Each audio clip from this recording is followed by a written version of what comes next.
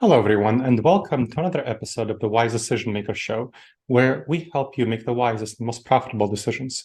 As always, I'm Dr. Gleb Tsipursky, the CEO of Disaster Avoidance Experts, the future work consultancy that sponsors the Wise Decision Maker Show. Today with me today is Sara Sutton, the CEO of Flexjobs. And I wanted to ask you, Sara, when you're looking at the remote work, I know that LinkedIn has been reporting that the number of remote jobs has been decreasing, I think by 25% from 20 to 15% since the start of the year. What do you think will be the trend with remote jobs going forward? I think remote jobs are here to stay. Mhm. It was natural for it to have a pendulum swing a little bit back towards fewer, Mhm. as the pandemic really forced employers into embracing remote work. And over the last year and a half, we've seen kind of continued shifts as employers have to evaluate whether it fits for their culture and also to make the necessary changes to make it fit in their culture. And then also understanding that to recruit talent nowadays, it's a big benefit to have remote and hybrid because while job Mhm. postings might be decreasing at the current time, and also the employment market's a little tighter in different ways. There are a lot of reasons why job seekers want remote work, and those Mhm. reasons are not going away. And so employers, I believe, as things recover, will continue to feel pressure to offer remote work. And therefore, even if it might not have been their default decision, it is going to be a decision they're going to have to contend with and likely adapt to in increasing ways. Now, something I've been curious when I've been observing both with my own clients, but more broadly from surveys, is that there are certain companies that are more likely to offer remote work and certain companies that are less. It looks like the companies that are least likely are the smallest businesses, 10 to 50 people, so under 50 people. Then the next one is in the middle is larger companies, so 5,000 and above. But the companies that are 500 people to 5,000 people seem like middle market companies, seem like they're the most likely ones to offer remote work. Do you have any read on why that might be? Um, I honestly don't know if I'd agree with that from Okay, the information I've seen. I think it's difficult citing data because there is data from so many different sources, okay. and I'm not familiar with that specific set. I would say that larger organizations have more infrastructure to create formalized programs around them. So I think they might also be more likely to report formal programs for remote and hybrid work. Okay, And they also likely have more measurements in place, hopefully have more measurements in place in terms of the ROI. That was not historically true at all. Although I do hope with the pandemic and the great kind of translation into remote work, into more offices, that they are tracking that information. Um, I would say that it really depends from our side, more industry specific or role specific, as opposed Mm, to size of company. I think a lot of small entrepreneurial organizations and entrepreneurs in general, it probably depends on how you define a small business, are remote friendly and yeah, tend to lean to that because it can be a huge benefit to entrepreneurs and smaller organizations to save on overhead costs and recruit talent. So I think that the trends we'll see are well, it's always interesting to do trends in this space. There's always examples of the outliers, and some of them are very loud examples of sure. outliers. But I think that companies of all sizes will be embracing remote work and Mhm. integrating it. And I think at all sizes, small, medium, and enterprise, they're going to have examples of companies who are firmly sticking they're putting their foot down and saying they're not going to have remote work or something along those Sure. lines. But the majority of all organizations, I believe, will have hybrid and remote work. Mhm. What I'm seeing is that from some of the clients I talk with and both industry companies, others, what I'm seeing is that companies that really prize talent, where talent is really important, are the ones that are offering more remote work. So, for example, startups are offering more remote work because talent is more important to them. Whereas companies that are more reliant on systems and processes that can slot in maybe shall we say more mediocre talent or talent that's not specialized, that's not at the top, Hmm. 20%, tend to be less likely to offer remote work. I don't know if that's something you've observed. What do you think of that? I think that's a pretty dangerous generalization, personally. Okay. While it might be true in some applications, and I think a lot of employers might view it that way, I think therein lies Hmm. the danger. I think thinking that How so? it's only average performers who can or should do certain kinds of work, and only high performers do another kind, Hmm. especially with work style, I think is quite different and dangerous. I also think that there's a lot of different traits that go into who makes a good remote worker that goes beyond just skill. Things like being an introvert, or being Hmm. particularly disciplined, or having a Yeah. certain work life situation that where you need and highly value remote work, can certainly incentivize people to be better employees and to be more engaged and productive in ways that might not be quantified by a simple kind of task. I think on the flip side, there's lots of remote work roles that are kind of more, there might not be deep in process, but they are kind of Hmm. automate. They're able to be replicated. Things like customer support and data entry and even writing, things like that, which might be light in Hmm. process, but depending on the employer's definition of like skill set, is it a replaceable role? Yes, it's a more easily replaceable role than others. So Hmm. I personally would say it's too early to identify,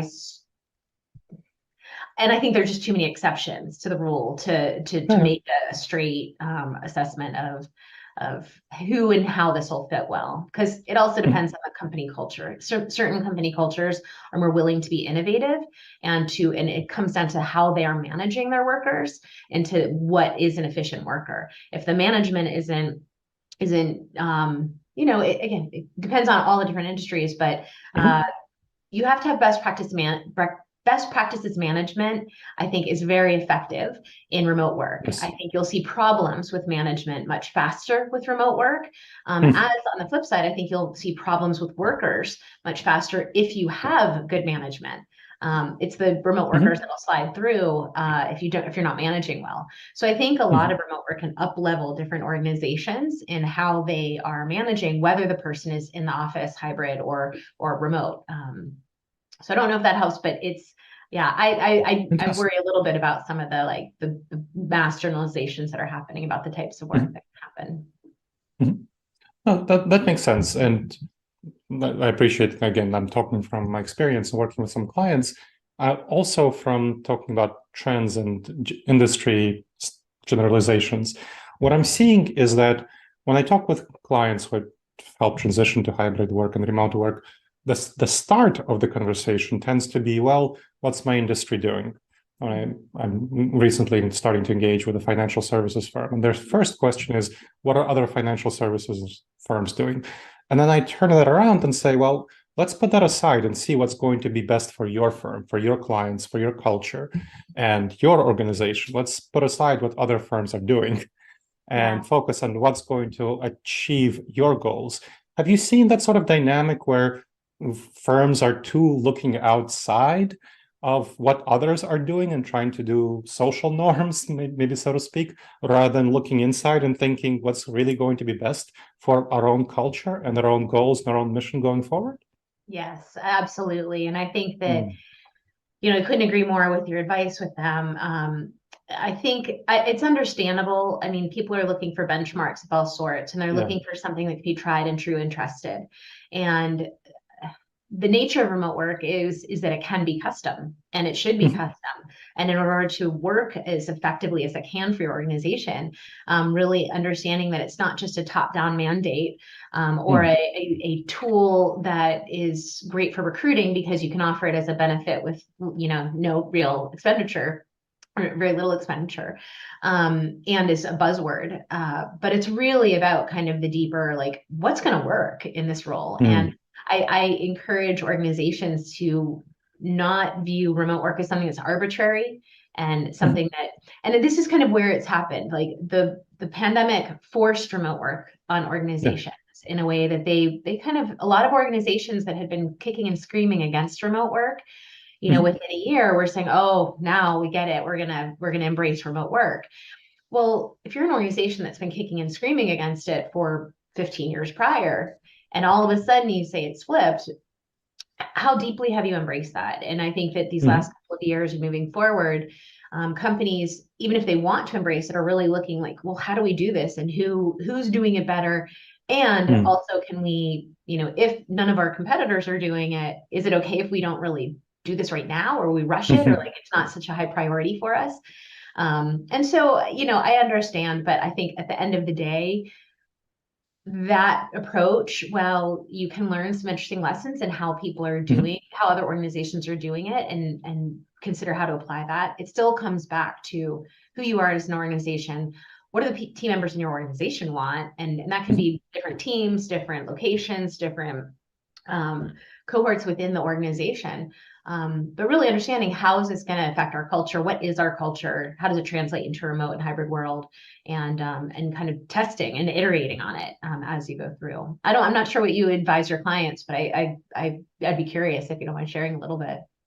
Sure. I mean, I definitely advise them to first, once they're figuring it out, okay, what do you want to achieve? What are your goals? Then what are your metrics? What are your criteria?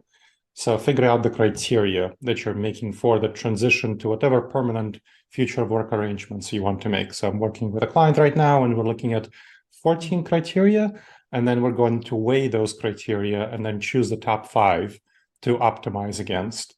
And then looking at the various approaches to the future of work, everything from allowing to having only hybrid work, to allowing anyone to do what they want, to having team-based approaches, role-based approaches. How will those compare given the known outcomes for each of these approaches, which there's research about and I have some practice to inform them about? How will those compare to the criteria that you selected for your goals? And then we're going to select an approach in a team offsite meeting because it's a very strategic decision. It's kind of permanent post-pandemic work arrangements. And then we're going to start implementing it. And of course, we'll also getting some surveys of employees, what their sentiments are. And then we'll have metrics, success metrics based on the criteria. And then we'll see how the success metrics compare to our initial desires for success metrics. And then we'll have experiments that looking at, okay, here's the policy, how's it going? Can we improve it? And are we going to improve our success metrics? Or how are those success metrics going to be impacted based on how we change our policy? So that's the general approach that I have with clients. Yeah, that's great. No, thank you for sharing. I think that's it's really in line with what we've recommended, and overall just making sure you're getting kind of at least pulse checking what your teams want. You know, what do employees actually want? So that survey is very important. You know, yeah, and even from the beginning standpoint, it doesn't mean you're definitely not gonna be able to provide everybody everything they want. However, being able to see those directional trends and how they shift between different departments or areas of the company can be interesting too. Now, so I want to go back to something you said about costs for remote workers. And what I've seen is definitely remote workers overall, on average, cost companies less. And there are a couple of reasons for that. First of all, they're not limited to talent that lives within an hour of their office. And so they can hire talented people from wherever. And also based on research experience, remote workers are willing to work for somewhat less than in-office workers, because naturally you don't have to pay as much for coming into the office if you're a remote worker, and people have a preference for remote work. I'm curious, what has been your perspective on that in terms of the costs for remote workers, where it seems like it costs companies less to hire good talent if that talent is remote? Yeah, I mean, there's definitely cost savings on both sides from our experience. Historically, pre-pandemic, we would average about 10 to 15% kind of like it'd be in the range. A role should be in the range of what you'd expect to make in an office within maybe 10 to 15%. And sometimes that would be it would be primarily for the reasons you outlined, either geographic reasons or kind of the lifestyle reasons, and the flexibility of not having to commute and the cost savings. It wasn't explicitly stated that the cost savings you're experiencing as a remote worker we're trying to get back, but yes, I think that those were reasons that remote workers would kind of sacrifice to take the job. I do think that component is shifting with remote work being so much more prevalent than it was. There's still a lot more demand for remote work than there are fully remote jobs. So there is still, I think, a willingness to accept a little less. However, we also have job seekers regularly who find jobs who pay more than they would have gotten in one of their, and partially for the geographic reasons, they find jobs that actually pay more than what their local economy would support. And that's really exciting. I mean, it's a win-win for a lot of organizations and people. So I would say that, yeah, I think that it's been an interesting discussion around normalizing salaries. And I know Automatic and some other leading remote or big remote companies have been playing with that the same pay for the same role, no matter where you are. I don't personally think that that's practical for the majority of organizations. Agreed. Just quite simply because the bar is too high if you're competing in somewhere like San Francisco or London or Paris, and you can't, like, it raises the bar so high that smaller organizations definitely can't compete on that. But I think that the cost savings is real. I mean, between 5,000 to 10,000 a year for a remote worker generally, and that can be everything in certainly commute costs and wear and tear on your car, but also childcare costs for the time you spend commuting. So I never propose that people are saving on childcare and watching their kids while they work. However, if you had a 2-hour commute and you're having to pay for 2 hours extra a day of childcare, that's a significant savings. There's also attire, what your wardrobe is, and if you used to have to get dry cleaning and things like that, and eating out. And there's a lot of different areas around that. And then on the employer side, I think the geographical component is very real. I also think that there's, it depends on the different organization, how they have a cost per hire in terms of what is they need equipment wise from a real estate standpoint and all the everything that they need to work. Whereas that bar is a little lower with remote work typically, with a lot of organizations giving stipends for remote workers, but not necessarily paying for their desk and their printer and their office and their monitors and things like that. Different organizations do it differently, but yeah, so I think there's some win-win elements in that, and the cost benefits have long been and will continue to be a compelling argument to support remote work. Agreed. Also, I think another compelling argument that I've seen increasingly is diversity, equity, inclusion. So Meta came out with a report showing that its DEI plan, which was made in 2019, 5-year DEI goals, it met them in 3 years, in 2022, because it offered remote work, and the applicants for remote positions were much more diverse than the applicants for in-office positions. And we've also seen that for people with disabilities. So we've seen that people with disabilities, just like for people without disabilities, their employment rate dropped at the beginning of the pandemic. Now the employment rate for people without disabilities recovered to just 1.1% below what it was before the pandemic. But for people with disabilities, it's 3.5% above what it was before the pandemic. And just seems like it's due to remote work. So people with disabilities are, of course, especially benefited by remote work. What's been your take from what you've observed from what Flexjobs has seen on specifically DEI questions and remote work? Well, first, I have to say, I'd love to see that data, especially on the disability component. That is what we see as well. And in general, it's a really powerful thing to be able to include more people in work. And there's a lot of people who've been excluded from a traditional workforce, and that can be, as we've said, it could be working moms or parents. It can be people from military spouse backgrounds, or people who live in rural or economically depressed areas that don't have access to the talent market, but certainly people who have disabilities. And I also want to just reference visible and invisible disabilities. Sure. There's a lot of people with environmental issues that can't work, or other issues that might not be as transparent, but are very real and create very big hurdles for people to work in a traditional office. And so remote work has long been a way to include more people. And I think it's an exciting area. I know I'm working on a couple of different initiatives, but even one of them, proposals on how to help make quadriplegics more included in the workforce with robotic arms and elements of how they could do remote work and empower them as well as their caretakers too, and allow them to have more independence. So there's a lot of powerful movement behind this. And so from the disability standpoint, I think even things like screen readers for visual impairments and disabilities that have come a long way because of the pandemic, because it's gotten more normalized. And I think that that's very exciting.